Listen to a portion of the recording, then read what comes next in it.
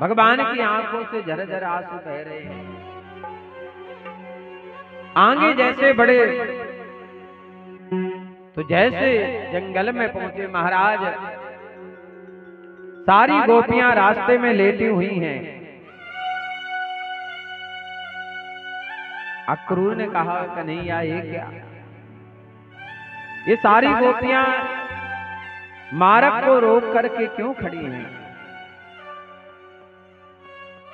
कन्हैया ने कहा हे अक्रूर जी, इन्हें मैं समझाता हूं। और भगवान रथ से नीचे आए। गोपी कहती अरे लाला, तुम हमें छोड़कर जा रहे हो, आखिर ये बताओ हमारा अपराध है क्या? गोपियां कहती जा रहे हो तो जाओ कन्हैया, लेकिन इतना रहम करते जाओ कि दिल तो पहले ही तुम ले चुके हो, अब तो प्राणों को लेते भी जाओ। एक कृपा और कर दो, ये शरीर बचा है तो तुम चले जाओगे तो शरीर जीकर क्या करेगा? इसलिए एक कृपा और कर दो कन्हैया, ये रथ हमारे ऊपर निकाल दो, हमारी मृत्यु हो जाएगी। क्योंकि शरीर रहेगा तो ये तुम्हें याद करेगा, तो तुम नहीं मिल पाओगे। दूसरी गोपी कहती आज जाओगे जो छोड़कर, क्या ना आओगे फिर लौट कर, जाते जाते दिलों में हमारे अपनी सूरत बसाते तो जाओ। हे श्याम सुंदर कन्हैया, कम से कम मन भर के देख लेने तो दो।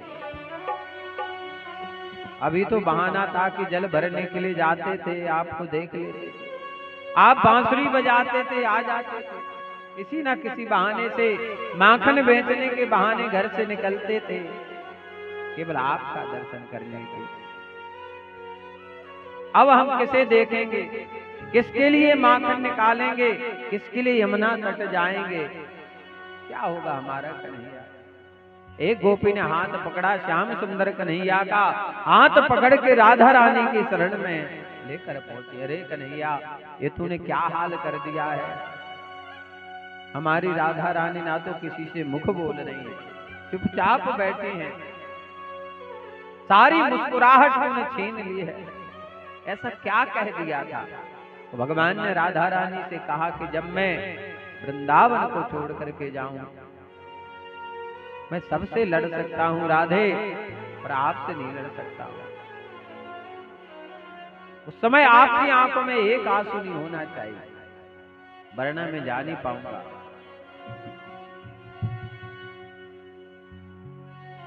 राधा रानी की शरण में लेकर गोपी कहती है अरे कन्हैया, इनका पीतांबर छीन लो, इनकी बंसी छीन लो, इनका मुकुट छीन लो। आज भी पन्ना में एक मंदिर है प्राणनाथ, किसी ने दर्शन किए हो तो वहां पर भगवान की बांसुरी की पूजा होती है, मुकुट की पूजा होती है, और पीतांबर की भगवान की नहीं होती है।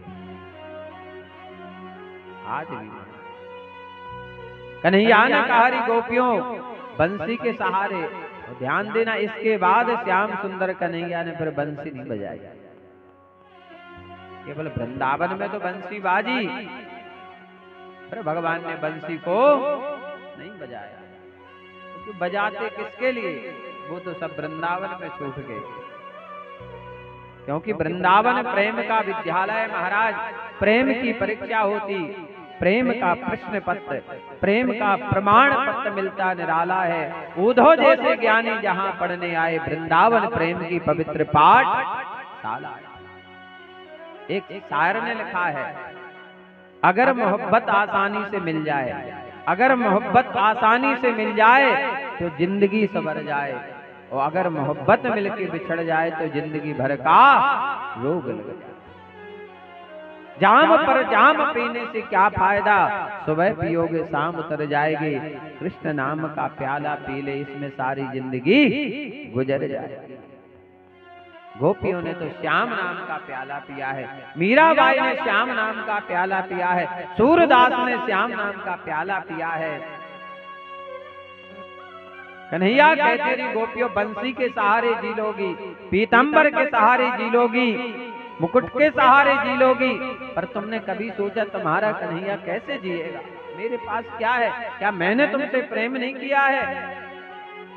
तुमने मेरा नाम क्या रखा? छलिया। तुमने मेरा नाम चोर रखा। ये सब गोपियों ने नाम दिए हैं।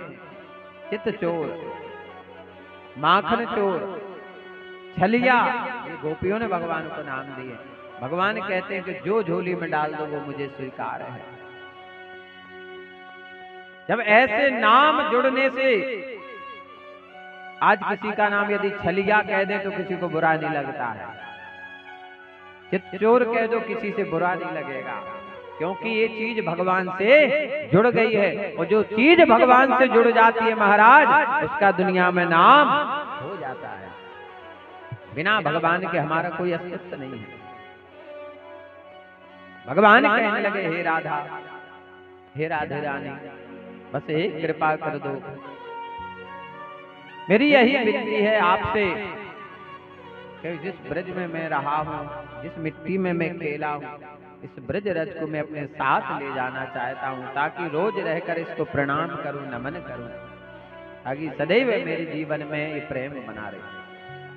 हम जन्मभूमि से कहीं भी दुनिया में चले जाएं, पर साल भर में अपनी जन्मभूमि को प्रणाम करने के लिए आना चाहिए। भगवान राधा रानी से चरणों की रज मांगते हैं। राधे तेरे चरणों की